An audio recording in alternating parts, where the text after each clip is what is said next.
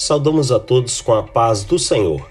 Seguindo com o estudo da Páscoa, o tema de hoje é a última ceia. Nós meditaremos nos acontecimentos do 13º dia do mês de Nissan, a quinta-feira da paixão de Cristo para nós.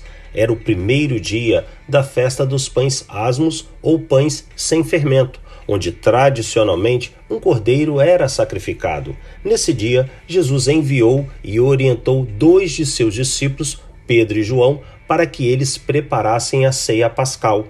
Ao entardecer, ele e os 12 discípulos sentaram à mesa para comerem juntos a sua última refeição pascal, até que viesse em definitivo o reino de Deus, ou seja, a sua gloriosa volta como Rei dos Reis e Senhor dos Senhores. Enquanto comiam, ele instituiu a ceia do Senhor. Tomou o pão, representando o seu corpo, e um cálice de vinho, representando o seu sangue, símbolos da nova aliança de Deus com os homens, para a remissão de seus pecados. Lucas 22, de 14 a 20. Durante o jantar, o mestre lavou os pés de seus discípulos, para ensiná-los que servir é um ato fundamental para aqueles que o seguem, servindo uns aos outros sem esperar reconhecimento. O maior do reino dos céus deve servir ao menor. Depois, ele revelou que um deles o trairia. Eles ficaram atônitos. João perguntou quem era. Ele demonstrou que era Judas, ao dar-lhe um pedaço de pão. Logo que comeu, Judas saiu apressadamente. João 13, de 2 a 30. Ao se aproximar o momento do seu sacrifício, o Senhor disse aos 11 discípulos que ali permaneceram que ainda naquela noite eles o iriam abandonar. Pedro contestou, afirmando que jamais o deixaria, mas Jesus replicou-lhe: com certeza, ainda nessa noite, antes que o galo cante, 3 vezes tu me negarás.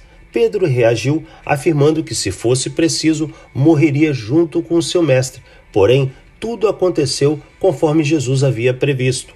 Mateus 26, de 31 a 75. Após a saída de Judas, durante o tempo em que permaneceu no cenáculo e no caminho para o Monte das Oliveiras, Cristo fez várias admoestações aos seus discípulos. João, capítulos 14, 15 e 16.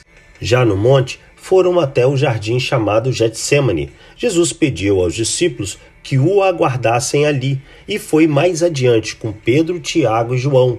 Confessou-lhes que estava muito angustiado, pediu que eles vigiassem e foi orar de acordo com a vontade do Pai.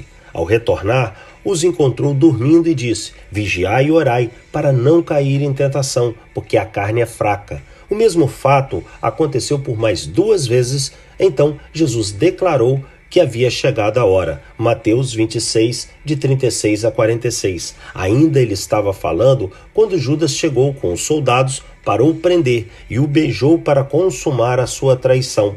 Pedro reagiu, cortando a orelha de Malco, um servo do sumo sacerdote, mas Jesus o repreendeu e curou Malco. João 18, de 1 a 11. Por fim, os discípulos fugiram, abandonaram Jesus e ele foi levado preso pelos soldados. Mateus 26, de 56 a 57. Meus amados, a ceia do Senhor, além de ser a única celebração que ele ordenou para os seus seguidores, ela é de um valor inestimável para os cristãos, porque no tempo presente ela nos remete ao passado, relembrando o preço que foi pago por Cristo para nos resgatar dos nossos erros e falhas através de seu sacrifício e morte na cruz do Calvário. Ao mesmo tempo, a ceia nos leva para o futuro. Nela, temos a esperança de que viveremos eternamente no reino de Deus, uma promessa do nosso Senhor e Salvador. 1 Coríntios 11, de 23 a 26. Essa foi, meus amados, a quinta-feira da paixão de Cristo, na noite em que Jesus foi traído por um dos 12 apóstolos. Que Deus assim nos abençoe em mais esse dia de meditarmos na sua palavra.